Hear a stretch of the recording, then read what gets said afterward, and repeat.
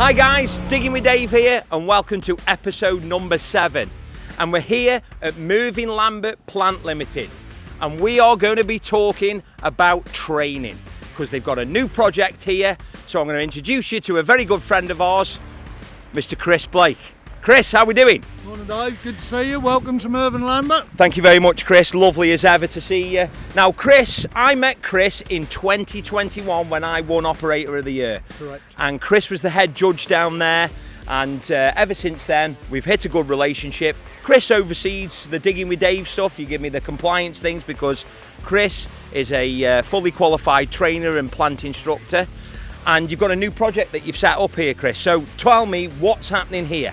So exciting times. The final piece of the jigsaw for Mervyn Lambert Plant Limited was to open a training centre.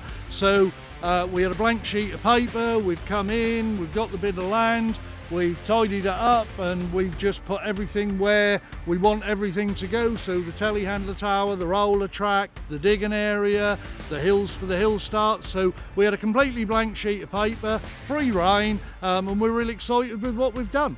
Brilliant, Chris. So a good training centre down here. It's a new project. Yourself and Dale, your son, is also involved in this project with you, with Mervyn Lambert. So I think let's go and have a look round the centre and see what you've been busy up to. Brilliant.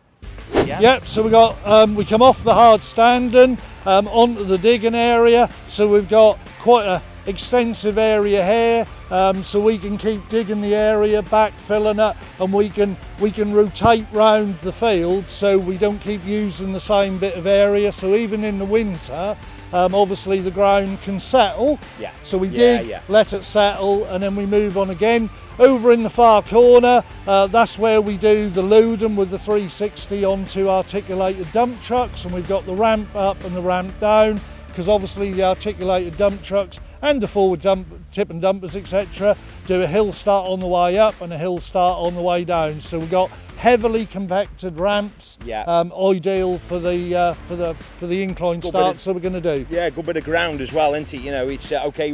I've got the sun out, but the problem is too much digging. It kind of jumps itself out the ground. So yeah, I like what you're doing, rotating the areas, Chris. Yeah, as I say, we got such a nice big area that, as I say, we can just keep rotating and not use the same area every day of the week or every week of the year. Marvellous. Right, let's go in this far corner because this looks pretty good down here. Okay, Chris, so not only a beautiful van, a beautiful area of the training by the looks of it. So talk us through, you've been busy here, looks like a road mock-up. Talk us through it, Chris. What's going on here?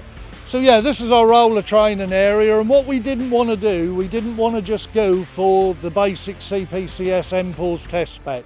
So you need to have a 20 metre straight run with a 6 to 10 metre radius, but what we've done is we've actually concreted in road gully tops. Yeah. So your gully grates, etc. So learners come in who maybe have never worked on site in their life, rather than just putting down maybe a Harris fence foot or whatever to simulate, I wanted people to understand exactly what they'll find when they go on site. So it's all about educating the learners so they know when they leave here, go on site, nothing phases them because they know all the terminology. And correct, and that's one thing I struggled with, Chris, when I started into the industry. Yes, I could drive a digger, but when they were saying go get some curbs and gully top, I didn't know what it was. So yeah, this is good. I like the sound of this so that you're educating them the terminology as well as the plant. So and we've fixed them in nice and tight with concrete. So you know we're on training, we're on learning. People are gonna, you know, they're gonna hit them, they're gonna run on term, but they're not gonna move because we're concreted them in so well. Yeah. So obviously we've got the type 1 material, we roll it and then we rough it up. We've got a set of chain harrows.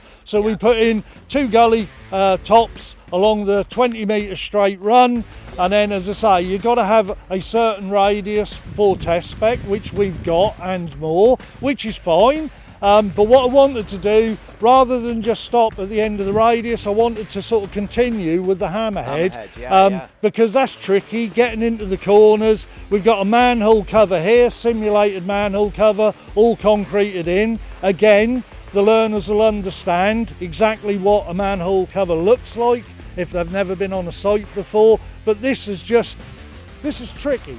We're stretching the learners. We're not just doing the basic requirements for the test, we're giving them that little bit extra. Yeah, and like we discussed about earlier, Chris, as well, regarding like it'd be nice to get a machine on here and do some grading up to a curve with the machine. It's a nice piece of infrastructure that you can learn, train people about. Yeah, not just for the roller, as you say. Bring a 13 tonner on here, bring a 6 tonner on here with a grading bucket and have a trim off. And yeah, that's another thing that we can do with the learners to stretch them. Yeah, marvellous. So, right, we've got some concrete blocks and some stockpiles. So, so this is another little area of training. And what's this area then used for, Chris, on the training? So this is our little garaged area. Telehandler training. We'll get them to back the telehandlers in here. 14 metre telehandler. You've got 2 or 3 inches each side. That's really tight. Yeah. But when you're on site, you know, tight confines of areas. So that's a really good training exercise. Obviously with the tractor and trailer, if we're doing agricultural tractor training, they'll reverse in here with the trailer, as close to the back of the garage as possible. We've got some really nice crushed concrete here. If we're going to do load and shovel training and assessment, you have to build a ramp. So it's lovely, clean, dry material. We bring the material out here, we'll build a ramp, and then they clean back up onto the stockpile. Yeah. So that's fantastic. This is our ramp area. So for your agricultural tractors and your telehandlers, we'll use this for your hill starts. And going up and down the ramp, etc. So that's just ideal. Yes, you could have something massively bigger, but you don't need it. You just need to stop on the hill, go up and down the correct way, loaded and unloaded, do your hill start. As I say, we're lucky with a big spoil heap over there for the dumpers and the dump trucks, so this remains lovely and clean. Yeah. So this is our clean work area. Clean underfoot, clean for the plant. Yeah. And exactly, and over there on the digging areas where we do the dumpers and the dump trucks, and that's the slightly dirty area. Yeah, and then I'm noticing we've got some nice kit already here. We've got an XCMG loading shovel, which is a bit of a beast of a machine by the looks of that, Yep. Chris.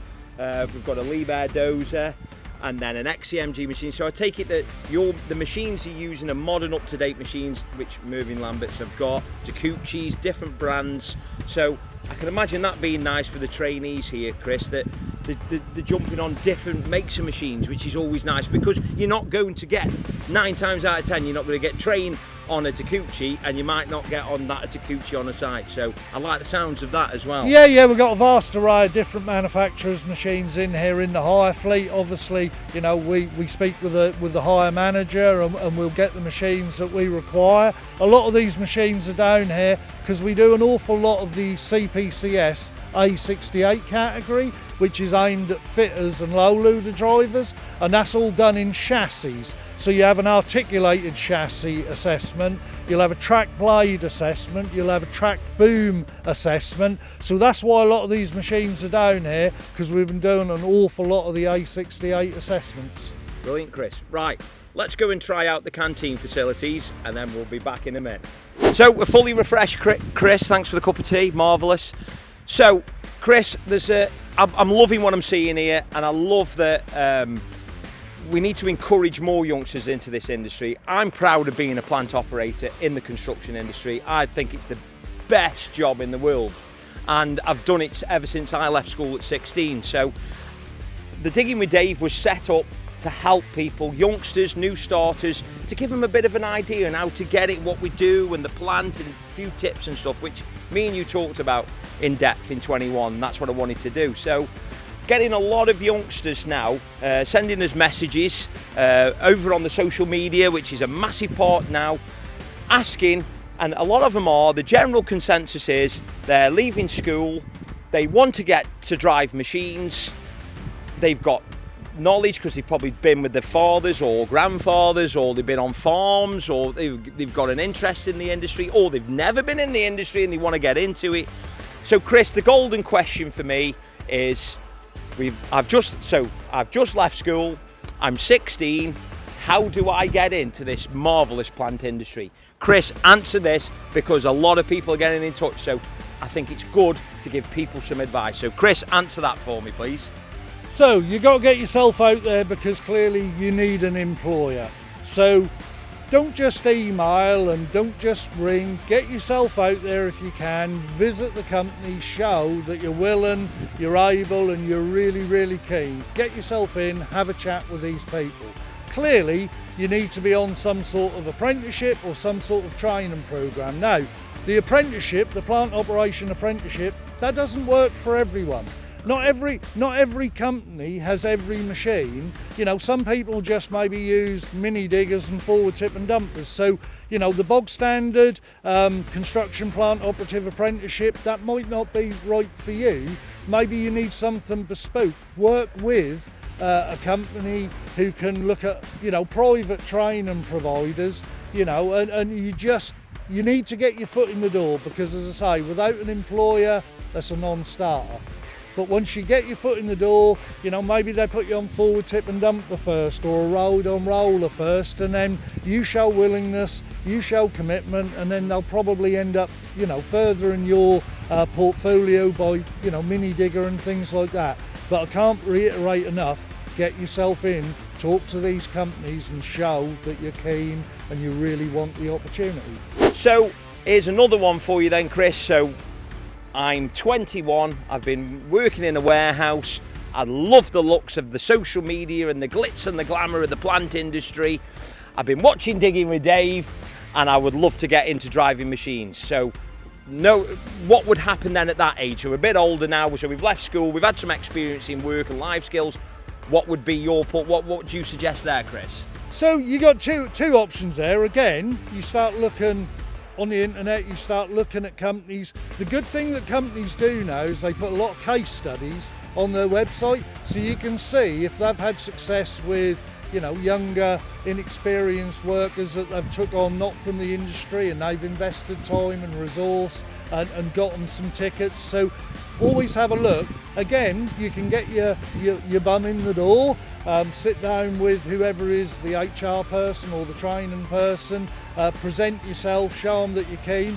If you've been in employment and you've got a few quid in your pocket, look at independent training providers, look at a ride on roller course, look at a forward tip and dumper course. They're not massively expensive. Get yourself some advice and guidance from your independent training centre.